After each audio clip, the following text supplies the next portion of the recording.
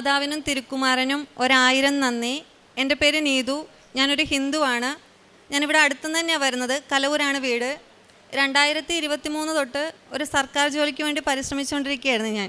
അപ്പം ആ ടൈമിലൊക്കെ ഞാൻ ഒത്തിരി എക്സാമൊക്കെ എഴുതുന്നുണ്ട്, നല്ല മാർക്കുകൾ എനിക്ക് കിട്ടുന്നുണ്ട്. പക്ഷേ എന്നിട്ടും ആ മാർക്ക്, ഇതൊരു ജോലിക്ക് വേണ്ടി കിട്ടാനുള്ള മാർക്ക് ഉണ്ടായിട്ട് പോലും എനിക്ക് ജോലി കിട്ടാത്തൊരു സാഹചര്യമായിരുന്നു. അപ്പം ഈ റീസെൻ്റായിട്ട് എഴുതിയ നല്ല എക്സാമിനൊന്നും എനിക്ക് കിട്ടിയിട്ടുണ്ടായിരുന്നില്ല. അപ്പം ആ സമയത്ത് എൻ്റെ പരിചയത്തിലുള്ളൊരു സിസ്റ്റർ പറഞ്ഞ്, നീ ഉടമ്പടി എടുക്ക്, കൃപാസനത്തിൽ ചെല്ല്, അവിടെ ചെന്ന് നിൻ്റെ വിഷമങ്ങൾ പറഞ്ഞ് പ്രാർത്ഥിക്ക്, നിനക്കിത് സാധിച്ചു കിട്ടുമെന്ന് പറഞ്ഞ്. പക്ഷേ സിസ്റ്റർ ഇത് എൻ്റെ അടുത്ത് പറയുന്ന സമയത്ത് എനിക്കൊട്ടും വിശ്വാസം ഉണ്ടായിരുന്നില്ല. കാരണം എനിക്ക് എൻ്റെ കഴിവിലായിരുന്നു വിശ്വാസം. ഞാൻ എഴുതുന്ന എക്സാമിനൊക്കെ എനിക്ക് മാർക്ക് കിട്ടുന്നുണ്ട്, പിന്നെ എന്തിനും ഉടമ്പടി എടുക്കണമെന്നായിരുന്നു എൻ്റെ ചിന്ത. അപ്പം എനിക്കതൊട്ടും താല്പര്യം ഉണ്ടായിരുന്നില്ല. സിസ്റ്റർ അങ്ങനെ പറഞ്ഞെങ്കിൽ പോലും എനിക്ക് താല്പര്യം ഉണ്ടായിരുന്നില്ല. പക്ഷേ അത് കഴിഞ്ഞും എക്സാമിന് എനിക്ക് അറ്റൻഡ് ചെയ്ത് നല്ല മാർക്ക് കിട്ടിയിട്ട് പോലും ഫൈനൽ കീ വരുമ്പോൾ എൻ്റെ ആൻസേഴ്സ് എല്ലാം ക്യാൻസലായി പോവുകയാണ്. അങ്ങനെ അത് തുടർച്ചയായിട്ട് 2 എക്സാമിനും നല്ല മാർക്ക് കിട്ടിയിട്ടും എനിക്ക് കിട്ടാത്ത സാഹചര്യത്തിൽ എനിക്ക് മനസ്സിലായി, ഇനി എന്നെക്കൊണ്ട് നടക്കുന്ന കാര്യമല്ല, എനിക്കിനൊരു ദൈവത്തിൻ്റെ അനുഗ്രഹം വേണം, സിസ്റ്റർ പറഞ്ഞ പോലെ ഉടമ്പടി എടുക്കണമെന്ന്. അങ്ങനെ ഞാനിവിടെ ഒരു സെപ്റ്റംബർ, അതായത് 2024 സെപ്റ്റംബർ മാസത്തിൽ ഞാനിവിടെ വന്ന് ഇവിടെ എന്താ നടക്കുന്നതെന്നൊക്കെ അറിയാനായിട്ട്. കാരണം ഇവിടെ അടുത്താണെങ്കിൽ പോലും ഞാനിവിടെ വന്നിട്ടുണ്ടായിരുന്നില്ല.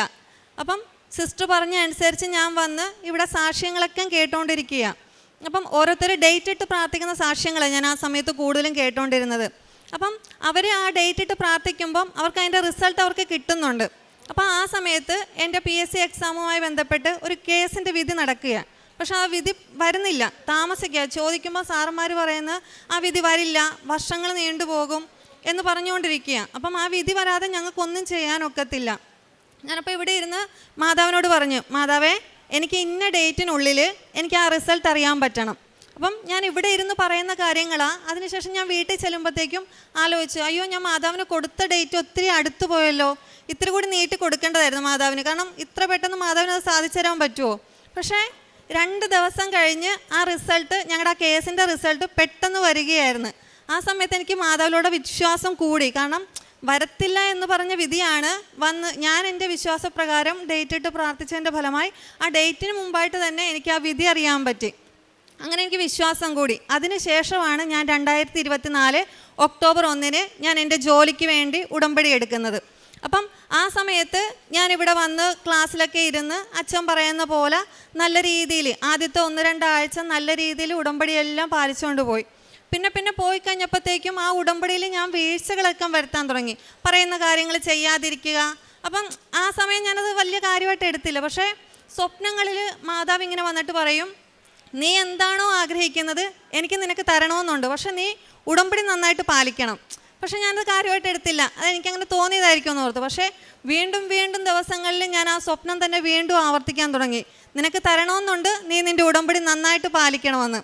അപ്പം ഞാനത് ഗവനിച്ചില്ല. പിന്നീടുള്ള ദിവസങ്ങളിൽ വെളുപ്പിനെ പ്രാർത്ഥിക്കാനായിട്ട് ഇരിക്കുമ്പോൾ എനിക്ക് പ്രാർത്ഥന കംപ്ലീറ്റ് ആക്കാൻ പറ്റുന്നില്ല. ഒരു 10-15 മിനിറ്റത്തെ പ്രാർത്ഥനയാണെങ്കിൽ പോലും ഞാൻ പ്രാർത്ഥനയ്ക്ക് ഇരിക്കുമ്പം ഞാൻ ശരിക്കും വെട്ടി വിയർത്ത്, എനിക്ക് ശാരീരിക ബുദ്ധിമുട്ടുകളും ഒന്നും എനിക്ക് അവിടെ നിന്ന് പ്രാർത്ഥിക്കാൻ പറ്റാത്ത അവസ്ഥ, ഞാൻ ആ തറയിൽ തളർന്ന് വീഴുകയാണ് ചെയ്തത്. അപ്പോൾ എനിക്ക് മനസ്സിലായി, ഇത് മാതാവിൻ്റെ ഇടപെടലാണ്. മാതാവ് എനിക്കത് തരാൻ നന്നായിട്ട് ആഗ്രഹിക്കുന്നുണ്ട്, എൻ്റെ വീഴ്ച മൂലമാണ് എനിക്കതിലൊരു തടസ്സം വരുന്നതെന്ന്. ആ തിരിച്ചറിവ് എനിക്ക് ഉണ്ടായ നിമിഷം തന്നെ മാതാവിനോട് എൻ്റെ തെറ്റുകളെല്ലാം ഞാൻ ഏറ്റുപറഞ്ഞ് ഒരു പുതിയ ഉടമ്പടി ഞാൻ അവിടെ തുടങ്ങിയ. അതിനു മുമ്പ് വരെയും ഈ പഠിക്കുന്നതിന് വേണ്ടിയിട്ട് എടുക്കുന്ന സമയം, അതായത് PSC പരീക്ഷയ്ക്ക് വേണ്ടി ഞാൻ നോക്കുന്നത് കൊണ്ട് സമയം പോകുന്നത് എനിക്ക് ഭയങ്കര വിഷമമായിരുന്നു. ഒരു 1/2 മണിക്കൂർ ബൈബിൾ വായിക്കാൻ പറയുമ്പം എനിക്കത് വലിയ വിഷമമായിട്ട് വന്നു. കാരണം ഞാനത് പഠിച്ചാലല്ലേ എനിക്ക് കിട്ടുമെന്നായിരുന്നു. പക്ഷേ ഞാൻ എൻ്റെ തെറ്റുകൾ ഏറ്റുപറഞ്ഞ് ഉടമ്പടി നന്നായിട്ട് മുന്നോട്ട് പോകും തോറും ഞാൻ ആ സമയം നോക്കാതെ ബൈബിൾ വായിക്കാനും പ്രാർത്ഥിക്കാനും ഏകദേശം 1 മണിക്കൂറിൽ കൂടി ഞാൻ ആ പ്രാർത്ഥനയ്ക്ക് വേണ്ടി ഇരുന്ന്. പിന്നീടുള്ള ദിവസങ്ങളിൽ ഞാൻ മാതാവിനോടും കർത്താവിനോടും ബൈബിളിനോടും കൂടുതൽ അടുക്കുകയായിരുന്നു. എത്രത്തോളം എനിക്ക് എടുക്കാൻ പറ്റുമോ അത്രത്തോളം അടുക്കുമായിരുന്നു.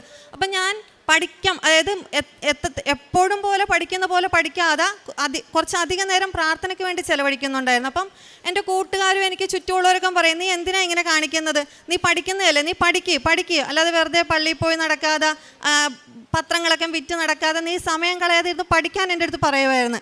പക്ഷേ ഞാൻ പറഞ്ഞു, ഇല്ല, ഞാൻ മാതാവിൽ വിശ്വസിക്കുന്നുണ്ട്, എനിക്ക് മാതാവിലുള്ള വിശ്വാസമാണ് ഞാൻ ഈ കാണിക്കുന്നതെന്ന് പറഞ്ഞ്. അതിനുശേഷം ഞാൻ ഈ പത്രങ്ങൾ കൊണ്ടുപോകുന്ന സമയത്ത് വീട്ടിൽ നിന്ന് ഇറങ്ങുന്ന സമയം തൊട്ട് വീട്ടിൽ വരുന്ന സമയം വരെയും വിശ്വാസ പ്രമാണം ചൊല്ലിയാണ് പ്രാർത്ഥിച്ച് എല്ലാവർക്കും പത്രം കൊടുത്തുകൊണ്ടിരുന്നത്. ആദ്യ സമയങ്ങളിൽ എനിക്ക് പത്രം കൊടുക്കാനും നല്ല മടിയായിരുന്നു. കാരണം പുറത്തോട്ടിറങ്ങാത്ത എനിക്ക് അത് മറ്റുള്ളവരിൽ എത്തിച്ച് കൊണ്ട് കൊടുക്കാൻ ഭയങ്കര മടിയായിരുന്നു. അപ്പം ഇവിടെ വന്ന സമയത്ത് ഒരു അപ്പച്ചനാണ് പറഞ്ഞത്, നീ പത്രം കൊടുക്കുമ്പോഴത്തേക്കും നിനക്കറിയാത്ത ആൾക്കാരുടെ ഇടയിൽ വേണം മാതാവിനെ അറിയിക്കാനായിട്ട്. മാതാവിൻ്റെ അനുഗ്രഹങ്ങൾ മറ്റുള്ളവർക്ക് കിട്ടിയത് അറിയിക്കേണ്ടത് അങ്ങനെയാണെന്ന് പറഞ്ഞ് ആ സമയം തൊട്ട് ഞാൻ പത്രം കൊടുത്തുകൊണ്ടിരുന്നത് എനിക്ക്, അതായത് ഞാൻ എവിടെയെങ്കിലും, അതായത് മിക്കപ്പോഴും നടന്ന് ചെന്ന് റോഡിലൂടെ പോയി എനിക്കറിയാത്ത സ്ഥലത്ത് ചെന്ന് അവർക്ക് കൊടുക്കുക, വിശ്വാസ പ്രമാണം ചൊല്ലി അവർക്ക് കൊടുക്കുകയാണ് ചെയ്തത്. അപ്പം എൻ്റെ എക്സാമിൻ്റെ ഡേറ്റ് പോലും ആയിട്ടില്ല. അപ്പം ഞാനത് മാതാവിനോട് ആ സമയത്ത് ഇങ്ങനെ പറയുമായിരുന്നു. അതായത് എല്ലാവരും എന്നെ കളിയാക്കും, വർഷങ്ങളായിട്ട് പഠിക്കുന്നവർക്ക് പോലും ജോലി കിട്ടത്തില്ല. ആ പാട്ടിൽ ഇന്നലെ തുടങ്ങി നിനക്ക് എങ്ങനെ ജോലി കിട്ടാനാ, നിനക്ക് കിട്ടില്ല, നീ വേറെ എന്തെങ്കിലും പണിക്ക് പോകുന്നൊക്കെ പറഞ്ഞ് എന്നെ കളിയാക്കുമായിരുന്നു. അപ്പം ഞാൻ മാതാവിനോട് പറഞ്ഞു, മാതാവേ ഞാൻ എന്താണോ ചെയ്യുന്നത് അവർക്കത് കാണിച്ചു കൊടുക്കണം. അതുവരെയും എൻ്റെ ഉടമ്പടിയിൽ ആവശ്യം എനിക്ക് ആദ്യത്തെ അഡ്വൈസിലൂടെ ജോലി വേണമെന്നതായിരുന്നു. അതിനുശേഷം ഞാൻ മാതാവിനോട് പറഞ്ഞു മാതാവേ, എനിക്ക് ആദ്യത്തെ അഡ്വൈസിലൂടെ ജോലി മാത്രമല്ല പോയേണ്ടത്, എനിക്ക് 1ാം റാങ്ക് തന്നെ എന്നെ ഉയർത്തണമെന്നാണ് ഞാൻ പറഞ്ഞത്. ആദ്യത്തെ ദിവസങ്ങൾ ഞാൻ അങ്ങനെ പറയുകയും പിന്നീടുള്ള ദിവസങ്ങളിൽ എനിക്കത് മാതാവ് തന്നു എന്ന് ഞാൻ മനസ്സുകൊണ്ട് വിശ്വസിച്ച് എല്ലാ ദിവസവും മാതാവിനെ, എൻ്റെ റിസൾട്ട് വരുന്നത് വരെയും മാതാവിന് ഞാൻ പ്രാർത്ഥിക്കുമായിരുന്നു. എനിക്കത് തന്ന് എന്നെ അനുഗ്രഹിച്ചതിന് മാതാവിന് ഞാൻ നന്ദി പറയുകയാണ് ചെയ്തുകൊണ്ടിരുന്നത്. അപ്പോൾ എൻ്റെ കൂട്ടുകാരെന്നെ വഴക്ക് പറയും, നീ എന്തിനാണ് ഇങ്ങനെ പറയുന്നത്, നീ എക്സാം എഴുതുന്നത് അത്ര കോമ്പറ്റീഷൻ ഉള്ളൊരു ജില്ലയിലേക്ക് വേണ്ടിയിട്ടാണ്. അപ്പോൾ നീ ഇങ്ങനെ വിശ്വസിച്ച് എപ്പോഴും ഇങ്ങനെ പറയുമ്പോൾ നിനക്കത് കിട്ടിയില്ലെങ്കിൽ നിനക്ക് ഡിപ്രഷനും മറ്റു കാര്യങ്ങളൊക്കെ ഉണ്ടാകും, അത് നിനക്ക് പിന്നെ സഹിക്കാനൊക്കത്തില്ലെന്ന് പറഞ്ഞു. അപ്പോൾ ഞാൻ പറഞ്ഞു, ഇല്ല, ഞാൻ മാതാവിലാണ് വിശ്വസിക്കുന്നത്, അതുകൊണ്ട് മാതാവ് എനിക്ക് തരുമെന്ന് പറഞ്ഞ്. അപ്പം അതിനു മുമ്പ് ഞാൻ മാതാവിനോട് പറഞ്ഞു, മാതാവേ എനിക്ക് ഈ ജോലി തരുമെന്ന് എനിക്കൊരു ഉറപ്പ് കിട്ടണമെന്നുണ്ടെങ്കിൽ ഞാൻ പഠിച്ച ഏതെങ്കിലും ഒരു സ്കൂളിൽ എനിക്ക് എക്സാം സെൻ്ററായിട്ട് കിട്ടണമെന്നാണ്. അപ്പോൾ ഈ എക്സാമിന് പൊതുവെ ഒരു 100-400 സ്കൂളിൽ എക്സാം സെൻറ്റർ വരും. വെറും 3 സ്കൂളിൽ പഠിച്ച എനിക്ക് അതിൽ കിട്ടാൻ ഒരു ചാൻസും ഇല്ല. പക്ഷേ ഞാൻ എന്തോ അങ്ങനെ മാതാവിനോട് പറഞ്ഞ്. അപ്പോൾ അതിനുശേഷം എനിക്ക് പേടിയായിരുന്നു, ദൈവം എനിക്കത് കിട്ടാതെ വരും. ആകെ 3 സ്കൂളിലും പഠിച്ച് 100-400 സെൻറ്ററും ഉണ്ട്. പക്ഷേ എക്സാമിൻ്റെ ഹോൾ ടിക്കറ്റ് വന്നപ്പോൾ ഞാൻ ഞെട്ടിപ്പോയി. കാരണം ഞാൻ എവിടെയാണോ എൻ്റെ പഠിത്തം നിർത്തിയത് അതേ സ്കൂളിൽ എനിക്ക് മാതാവ് എക്സാം സെൻറ്റർ തന്നെ അനുഗ്രഹിച്ച് എനിക്കത് ബോധ്യപ്പെടുത്തി, മാതാവ് കൂടെയുണ്ട് എന്ന് ബോധ്യപ്പെടുത്തി. മാത്രമല്ല എനിക്ക് ആ എക്സാമിൻ്റെ ഡേറ്റ് കിട്ടിയത് മാതാവ് ഇവിടെ പ്രത്യക്ഷപ്പെട്ട ഡിസംബർ 7-നായിരുന്നു. അപ്പം എനിക്ക് മനസ്സിലായി മാതാവ് എനിക്ക് വേണ്ടി എന്തോ ഒന്ന് പ്ലാൻ ചെയ്യുന്നുണ്ടെന്ന്. അപ്പോൾ എനിക്കത് കൂടുതൽ വിശ്വാസമാകുകയാണ് ചെയ്തത്. അതിനുശേഷം ഞാൻ വീണ്ടും എൻ്റെ പ്രാർത്ഥന ഞാൻ അതിൽ അടിയുറച്ച് വിശ്വസിച്ചു, മാതാവ് എനിക്ക് തരും എന്ന് തന്നെ വിശ്വസിച്ചുകൊണ്ടിരുന്നു. 2025 ജൂലൈ 18-നാണ് ഞങ്ങളുടെ റിസൾട്ട് വരുന്നത്. അപ്പം റിസൾട്ട് അറിയുന്നത് ഞാൻ അറിഞ്ഞില്ല, ഞാൻ അതുവരെയും ഒരു ക്ലിനിക്കിൽ വർക്ക് ചെയ്തുകൊണ്ടിരിക്കും. അപ്പോൾ ആ സമയത്ത് ഞാനിങ്ങനെ നോക്കി ഇരിക്കുന്നുണ്ട് എൻ്റെ റിസൾട്ട് അപ്പം വരും. പക്ഷേ ഞാൻ അറിഞ്ഞില്ല. എൻ്റെ കൂട്ടുകാരെന്നെ വിളിച്ചിട്ട് പറഞ്ഞ്, നിനക്ക് എന്തായിരുന്നു ഇത്ര ഉറപ്പെന്ന് ചോദിച്ചു 1ാം റാങ്ക് കിട്ടാൻ. ഞാൻ പറഞ്ഞു, എനിക്ക് മാതാവിൽ അത്രയും വിശ്വാസമാണ്. അപ്പം പറഞ്ഞു, നിൻ്റെ വിശ്വാസം നിന്നെ രക്ഷിച്ചിരിക്കുന്നത്, നിനക്കാണ് അതിൽ മാർക്ക് ബൈ ഫസ്റ്റ് റാങ്ക്. അതായത് ആ ഒരു എക്സാം എഴുതിയിട്ട് എനിക്കതിൽ 1ാം റാങ്ക് തന്ന് ഞാൻ ആഗ്രഹിച്ചതുപോലെ മാതാവ് എന്നെ ഉയർത്തി. ഒത്തിരി പേര് കളിയാക്കുമായിരുന്നു, പക്ഷേ മാതാവ് എന്നെ അവരുടെ മുമ്പിൽ ഉയർത്തി കാണിക്കുകയാണ് ചെയ്തത്. അപ്പം ഞാൻ മാതാവിനൊരു വാക്ക് കൊടുത്തിട്ടുണ്ടായിരുന്നു, മാതാവ് എനിക്ക് 1ാം റാങ്ക് തന്ന് എന്നെ ഉയർത്തുവാണെങ്കിൽ ഞാൻ മാതാവിന് നന്ദി പറഞ്ഞൊരു ഫ്ലെക്സ് വെക്കുമെന്ന്. അത് ഞാൻ ഫോട്ടോയൊക്കെ എടുത്തിട്ടുണ്ട് ഇതിൽ. അപ്പോൾ എൻ്റെ ആഗ്രഹം അതായിരുന്നു, മാതാവിന് നന്ദി പറഞ്ഞ് വെച്ചതിന് ശേഷമേ ഞാനിവിടെ സാക്ഷ്യം പറയാൻ വരുമെന്ന്. ഇന്നലെ രാത്രി 12 മണിക്ക് ആളെ കിട്ടാഞ്ഞിട്ട് ഞാൻ എങ്ങനെയൊക്കെയോ സംഘടിപ്പിച്ച് ആ രാത്രിയിൽ നമ്മുടെ സ്ഥലത്ത് അവിടെ മാതാവിന് നന്ദി പറഞ്ഞ് ഫ്ലെക്സ് വെച്ചതിന് ശേഷമാണ് ഇവിടെ സാക്ഷ്യം പറയാൻ വന്നിരിക്കുന്നത്. എന്നെ ഇത്രത്തോളം എൻ്റെ ലൈഫിൽ ഉയർത്തിയ, മറ്റുള്ളവരുടെ മുമ്പിൽ ഉയർത്തിക്കാട്ടിയ എൻ്റെ അമ്മ മാതാവിനും തിരുക്കുമാരനും 1000 നന്ദി. ഞാൻ പ്രേക്ഷിത പ്രവൃത്തിയും കാരുണ്യപ്രവൃത്തിയും, അതായത് എനിക്ക് സാമ്പത്തികമായിട്ട് ഒരു നിലനിൽപ്പില്ലായിരുന്നു, ഒരു ജോലി ഇല്ലാത്തതിൻ്റെ ഒത്തിരി ബുദ്ധിമുട്ട് എനിക്കുണ്ടായിരുന്നു. അപ്പം എല്ലാവരും ചെയ്യുന്ന പോലെ എനിക്ക് കാര്യമായിട്ടൊന്നും ചെയ്യാൻ പറ്റില്ല. ഈ വിധവയുടെ കാണിക്കപ്പറ്റി ബൈബിളിൽ പറഞ്ഞ പോലെ അവളുടെ കയ്യിലുള്ളതാണ് അവൾ കൊടുത്തത്, മനസ്സറിഞ്ഞ് കൊടുത്തത്. അതുപോലെ തന്നെ എൻ്റെ കയ്യിലുള്ള തുച്ഛമായ, ഒത്തിരി ഒന്നുമില്ല, ചിലപ്പം എൻ്റെ കാര്യങ്ങൾ നോക്കുന്നതിന് മറ്റുള്ളവരാ. എൻ്റെ കയ്യിൽ മിച്ചം പിടിച്ച ചിലപ്പം 10 രൂപയെ കാണത്തുള്ളൂ എൻ്റെ പേഴ്സിൽ. ആ 10 രൂപ ഞാൻ മനസ്സറിഞ്ഞാണ് കൊടുത്തുകൊണ്ടിരുന്നത്. 1-2 തവണ മാത്രം ഞാൻ അതായത് വഴിയരികിലിരിക്കുന്ന അപ്പച്ചന്മാർക്കൊക്കെ ചോറ് കൊടുത്തിട്ടുണ്ട്. അല്ലാതെ എല്ലാവരും പറയുന്ന പോലെ ഞാൻ ആഴ്ചയിലൊന്നും ചെയ്തിട്ടില്ല. അതിനുള്ള നിവൃത്തി എനിക്ക് അന്ന് തന്നിട്ടില്ല. പക്ഷേ ഇനി എനിക്കാകാം. എനിക്കൊരു ജോലി തന്ന് മാതാവ്, എനിക്ക് നല്ലൊരു ഡിപ്പാർട്ട്മെൻറ്റ് തന്ന്, എനിക്ക് 1ാം റാങ്ക് തന്ന്, നല്ലൊരു സ്ഥലത്ത് എനിക്ക് ജോലി ശരിയാക്കി തന്ന്. ഇനി തുടർന്നും, അതായത് ഞാൻ 2024 ഒക്ടോബർ 1 ഉടമ്പടി എടുത്തത്. പക്ഷേ ഇപ്പോഴും ഞാൻ ആ രീതിയിൽ തന്നെയാണ് പോയിക്കൊണ്ടിരിക്കുന്നത്. അല്ലാതെ ആ ഒരു ജോലിക്ക് വേണ്ടി 90 ദിവസത്തേക്ക് മാത്രം മാതാവായിട്ടൊരു ഉടമ്പടിയല്ല. ഇന്നും ഞാൻ പ്രാർത്ഥിക്കുന്നുണ്ട്, ദിവസവും ബൈബിൾ വായിക്കുന്നുണ്ട്, വചനങ്ങൾ കേൾക്കാറുണ്ട്, ചൊല്ലാറുണ്ട്, ഞാനത് മറ്റുള്ളവരിൽ എത്തിക്കാറുണ്ട്. ഞാൻ അത്രയും വിശ്വസിക്കുന്നു.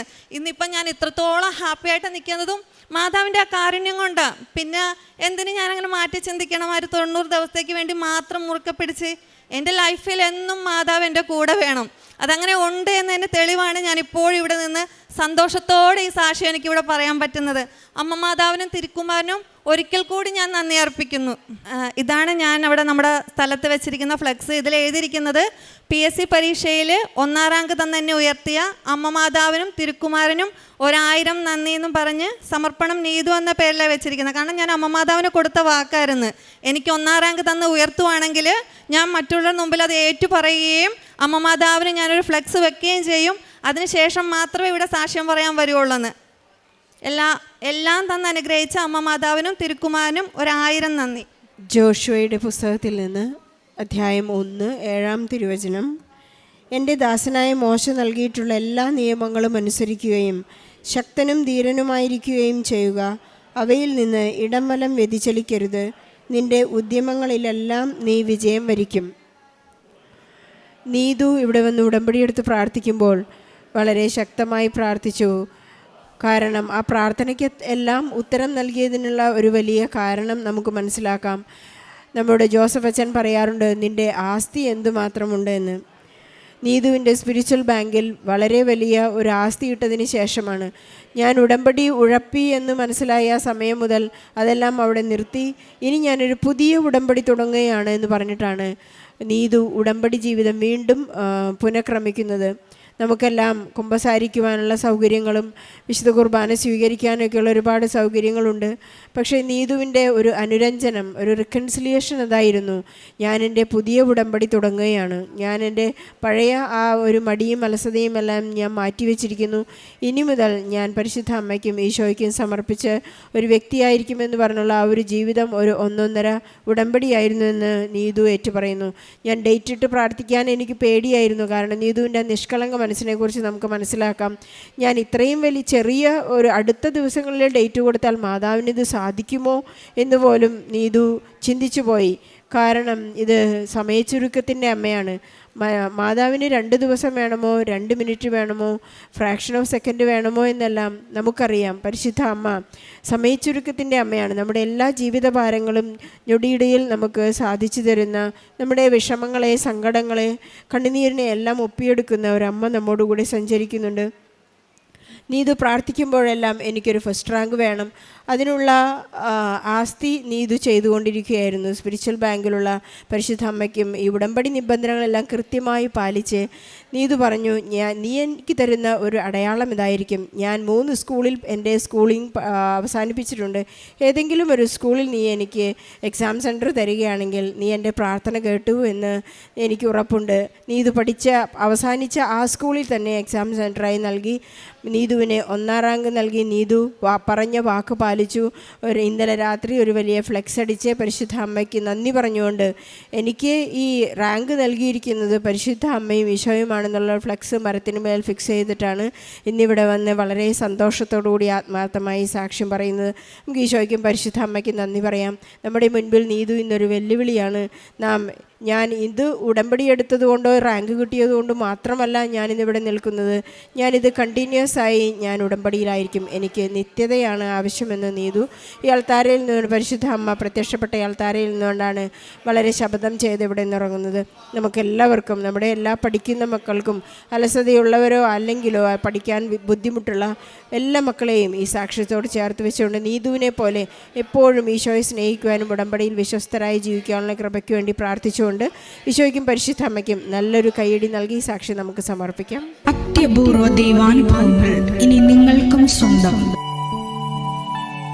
ഈ യൂട്യൂബ് ചാനൽ ഇതുവരെ സബ്സ്ക്രൈബ് ചെയ്തിട്ടില്ലെങ്കിൽ ഇപ്പോൾ തന്നെ സബ്സ്ക്രൈബ് ചെയ്യുക. ഈ വീഡിയോ ഇപ്പോൾ തന്നെ നിങ്ങളുടെ സുഹൃത്തുക്കൾക്ക് ഷെയർ ചെയ്തുകൊണ്ട് കർത്താവിൻ്റെ പ്രേക്ഷിതരാകുക.